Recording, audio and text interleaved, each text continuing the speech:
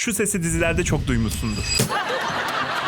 Peki neden artık duymuyoruz? Eskiden sitcomlar 400 kişinin karşısında canlı olarak çekilirmiş. Buradaki amaç verilen canlı tepkilerle esprilerin gücünü ölçmek ve televizyon karşısında izleyenleri o topluluğa ait olma duygusunu yaşatmakmış. Hatta çekim sırasında seyirci eğer gülmezse yazarlar bir kenara toplanıp espriyi değiştirip sahneyi tekrar çekiyorlarmış. Bu sırada çekimler bazen o kadar uzun sürüyormuş ki seyircilere pizza ikramı ve stand-up'lar yapılıyormuş. Kaydedilen gülme sesleri sonradan izleyici psikolojisini yönetmek ve ekran başında izleyenlerin nerede gülmesi gerektiğini hissettirmek için kullanılmaya başlanmış. Son yıllarda seyirci, kardeşim ben nerede güleceğimi sana mı soracağım demeye başladığında bu sesler artık ters tepmeye başlamış. Ama bu sırada da çok komik bir şey olmuş. İzleyici videoyu buraya kadar izlemiş ama beni hala takip etmemiş.